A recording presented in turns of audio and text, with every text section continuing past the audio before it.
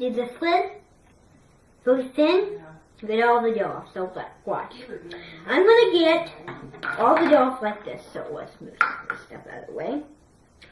So, boom, boom.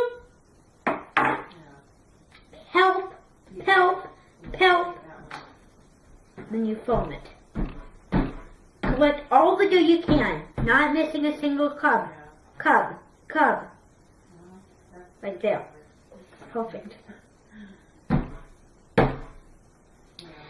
Now I thought we would make caprese on a stick. Now caprese on a stick means cheese on a stick. The word caprese means either mozzarella or cavalletta. So we're going to make caprese on a stick. So usually that would be like a margarita with tomatoes and cheese and basil. So you can either do it with margarita. Margarita is just a simple piece with either tomato, cheese, and a basil. But today we're doing the same thing, but we're making caprese on a stick. So we're going to use 3 colors of dough. So we're going to use the white dough, the red dough, and the green dough. Now, the green stands for basil, the red stands for tomato, and the white stands for cheese. I think you can see how it's all coming together. So this is like kebab. So stick, another fancy word for stick is kebab. So these are caprese kebabs. This is a very fancy thing to go along with vodka in New England, winey, vodka, and ice. So we're going to flatten it. And the same thing I said when we made the kambay is we have to make sure we roll the dough, but roll it barely to the edge. Because if you roll it all the way to the edge, then you get air holes. So make sure you roll the dough very thin. Otherwise, it will not be very nice to look at. So make sure that your dough is a circle and roundy. So that's how you do it. Now we're not going to roll it up. What we're going to do is we're going to make, these are very big, so we can just cut with our fingers.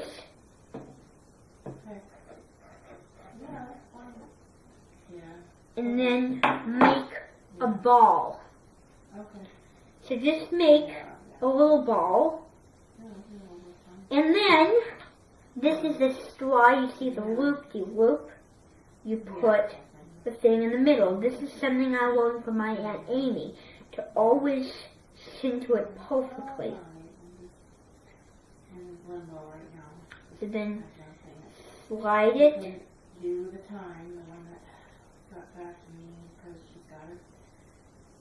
So make sure that your dough is on there. Then we're going to put some tomato on there. So then you roll out your tomato dough. Be very careful because Play-Doh can really get dry fast. Then you want to flatten your dough. So flatten your tomato dough and then you want to roll it. So you roll it.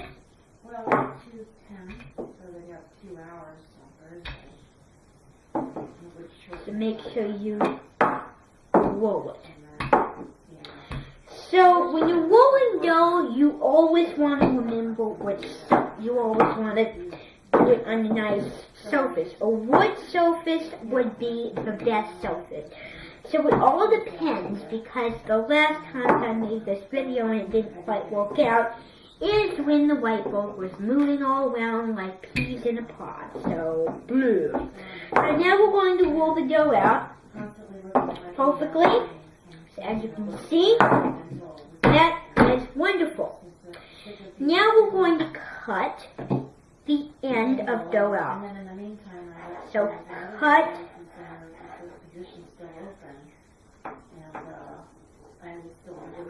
and then make a ball and then slide that on. So you're making a pattern.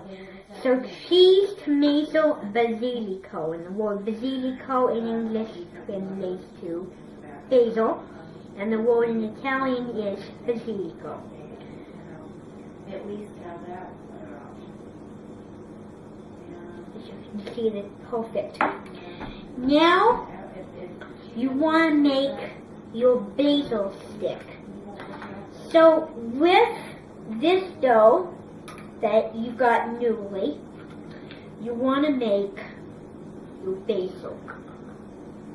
So make sure that you want to get fresh basil, because if you go to the store, then they might not have fresh basil. So everyone knows that making it homemade is always the more wonderful and fresh way. You want fresh flavor here, so get with the program here. So make sure your dough is rolled out thin enough. Now, make sure when you roll other doughs, make sure you put your other two aside, because if you leave them here and you were rolling the doughs, and you get an air pocket, and then you would roll over your doughs and they would get ruined. So you have to move them. Move them aside. Let's separate them in case they sink. So with whippy tip, believe me, it's worth it. Now we're going to cut on the bias. Cut, not too big, not too small, I would say. Then you make a ball shape. Then you slide the ball on your stick. Whoops. That broke, that's alright, it can happen.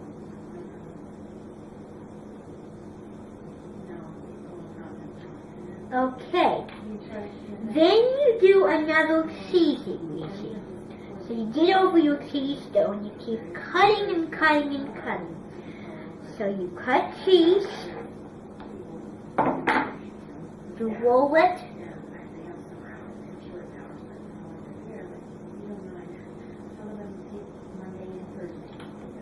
And then you put it on. So it goes in a pattern. Cut, put it on. Cut, put it on. And remember, if you forget the pattern, then it's going to be wacky. Or you can, if you don't want to do it again, if you're too tired, spend all that work making mistakes, you can just pretend it's right. So it's cheese, tomato, basil. So now we need a tomato. So I'm just gonna plate that, and then cut a slice of banana. In joking, the word for dough is nana. That's a really wonderful and good word. So then take that word, and someone made up banana and they put dana. So dough is dana. Sometimes the syllable and joking words are not the same as what it is in English. So if it's too big, make sure that you get it small. So then put your dough there. And then we're going to get some basil. So then cut a slice. So the green is our basil, the red is our tomato, and the white is our cheese. And I ruined that one, but no big deal, because I can roll it into a ball. If it's too big, you have to break it apart. You don't want them to be too big or too small. And sometimes they can be different size, like this one's different size today, but make sure it's perfect. So, then we need more white, more red cheese. The Italian word for cheese is formaggio. So the word for soft and delicate cheese is a pasta filata cheese because of the texture of pasta. So then you want to put your dough or your cheese. It's really dough, but I'm substituting cheese. There. Then we're going to do some tomato. So then cut a slice. I think of this color as the red clouds from the new Legend of Inedible Beast. So then take that dough and save it, and you can break it apart. Dough is really easy to break it apart unless it's undercooked. So the reason why you have to cook pasta is because it's no good eating raw. Fish, you can eat fish raw, that's really good raw, but never ever meat raw, like lamb or shoulder or baby back ribs. Nothing meat raw you can eat raw. So now we're down to our last bonnet. So take a last bonnet of dough, and then you foam it. Oops, it's too big. Make sure you do it perfectly. That is how you do caprese on a stick. You don't want to eat this, and I'm sure you won't, but it's beautiful. So this is how you do caprese on a stick. And look, this reminds me of Christmas because you got the green, you got the red. The green is in the tree, the red's in the holly, holly, holly, holly. So the red is in the holly, and then the red and green are the Christmas colors, really. And then there's the white for the cheese. So this is how you do caprese on a stick.